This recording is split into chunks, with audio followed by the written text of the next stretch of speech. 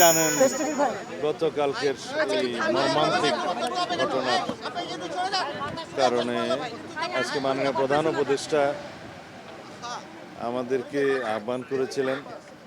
আমরা জামায়াত ইসলামী এবং এনসিপির নেতৃবৃন্দ আমাদেরকে আহ্বান করেছিলেন। মাননীয় প্রধান উপদেষ্টা কথা বলেছেন।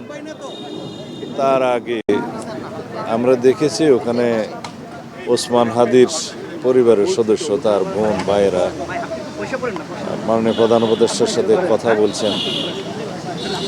আমরাও তাদের সাথে কথা বলেছি।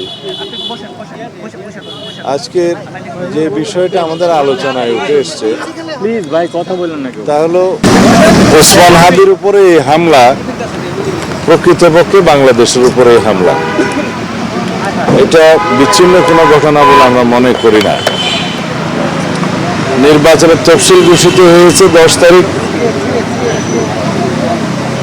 তারপরের দিনেই বাংলাদেশে একজন সম্ভাব্য জাতীয় সংসদ সদস্য হিসেবে পদপ্রার্থীর উপরে প্রাণ বিনাশী হামলা হলো এবং হামলার ধরন দেখে বোঝা যায় এটা একটা পেশাদার প্রফেশনাল খুনির কাজ। এখন ওসমান হাদি জীবন মৃত্যুর সন্ধিক্ষণে আছে, মৃত্যুর সাথে পাঞ্জা লড়ছে। রব্বুল আলামিনের কাছে আমরা প্রার্থনা করি যেন তিনি তাকে জীবিত রাখেন, বাঁচিয়ে রাখেন, সুস্থতা দেন। এই প্রেক্ষিতে আমাদের আলোচনা হলো আমরা ফ্যাসিবাদ বিরোধী জাতীয় ঐক্য অটুট রাখব, সুদৃঢ় করব।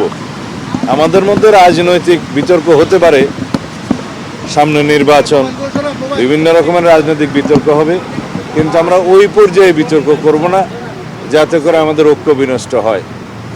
আমাদের চেতনা হচ্ছে জুলাই 2024-এর ছাত্র গণ অভ্যুত্থানের চেতনা, প্রত্যাশা, জন আকাঙ্ক্ষা, এটাকে আমরা ঊর্ধ্বে তুলে ধরব এবং জাতীয় ঐক্য হিসেবে আমরা ফ্যাসিবাদ বিরোধী জাতীয় ঐক্যকে অটুট রাখব।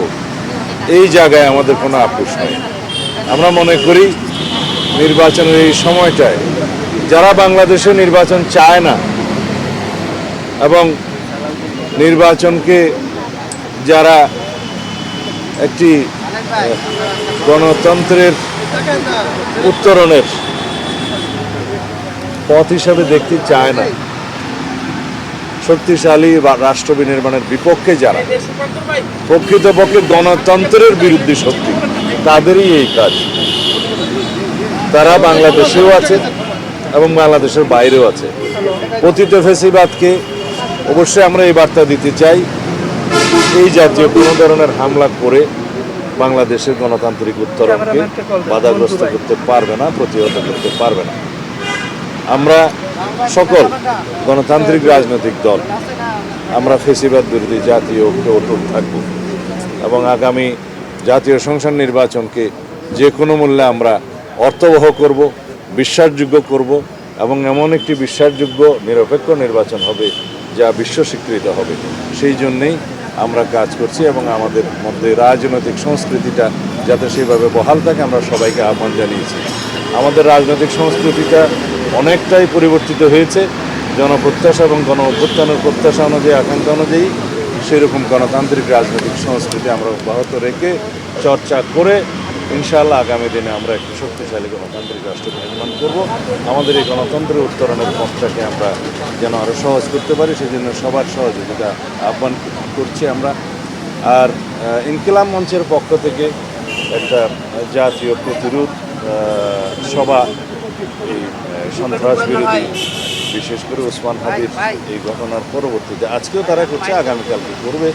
সেই জায়গায় সবাইকে থাকার জন্য আহ্বান জানিয়েছে, আমরা সেটা সাদরে তাদের সেই আহ্বানকে গ্রহণ করেছি।